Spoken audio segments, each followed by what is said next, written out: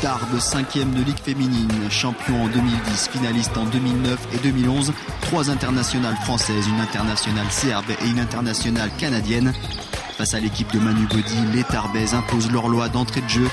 Plus de vitesse, plus d'adresse face à des Vendéennes hors du coup avec de trop nombreuses pertes de balles.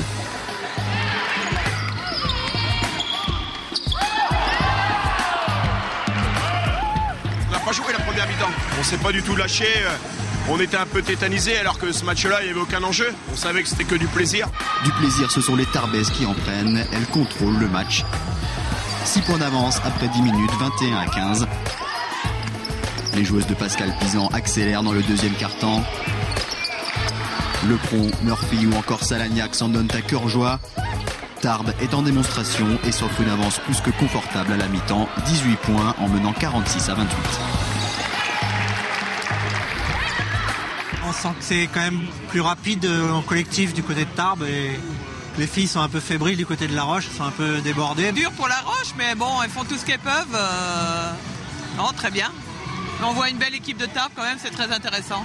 La défense est nettement plus forte chez Tarbes, voilà. Donc on va y croire jusqu'au bout. J'ai l'impression qu'on est un peu endormi en cette première mi-temps. Face à une équipe de la valeur de Tarbes, il va falloir monter un peu en régime. Beaucoup de pertes de balles et elles se sont pris beaucoup de points à la suite et puis là...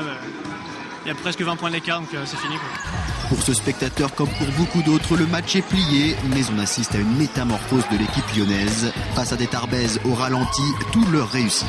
Elles sont lâchées, puis on fait un match fou en fait en deuxième mi-temps. On a de la réussite, et puis tout rentre, donc bon, voilà. Les Lyonnaises, beaucoup plus agressives en défense, étouffent leurs adversaires, sans doute trop confiantes.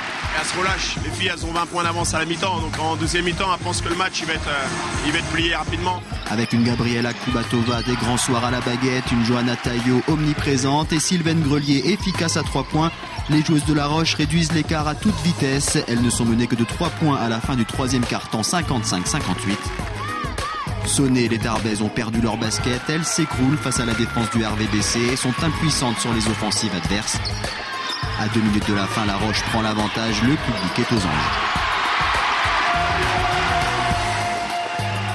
Mais les coéquipières d'Élodie Gérard ne s'arrêtent pas là, elles prennent une avance de 10 points pour s'imposer 76-66, renversant.